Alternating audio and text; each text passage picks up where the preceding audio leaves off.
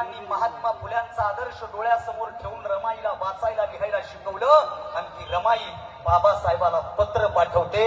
हे जगातला आदर्श नाही. पत्रामध्ये वेगवेगळे संदर्भ देते आणि पत्राच्या शेवटी फक्त एकच म्हणते की जेवणाची आवाज होऊ देऊ नका, तुम्ही काळजी घ्या, मी तुमचा संसार व्यवस्थित करणार आहे.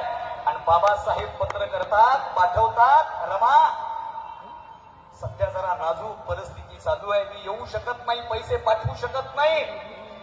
अहो, वर्तमानामध्ये नवरा झोपल्याच्या नंतर त्याच्या खिशातले पैसे काढून घेणारी बाई, तिनं आदर्श घेतला पाहिजे की त्या काळात माझ्या रमाईनं 13 रुपये बाबासाहेबांना पाठवले आणि बाबासाहेबांच्या पाठीमागे खंबीरपणे उभी राहिली.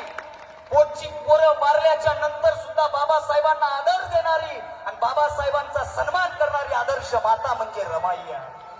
आम्हाला रमाईची भूमिका, रमाईचा त्याग, रमाईचं समर्पण या पुढच्या काळामध्ये इथून जाणाऱ्या प्रत्येक पोरानं, प्रत्येक पोरीनं घेऊन जाणं म्हणजे आज जरा स्पष्ट बोलतो, आजच्या दिवशी फक्त रमाईचा फोटो डोक्यावर घेऊन फोटो काढून इन्स्टाला स्टोरी आणि व्हॉट्सअपला स्टेटस ठेवून अभिवादन होणार नाही, तर रमाईचं आचरणात आणून रमाईला सगळ्यात भावपूर्ण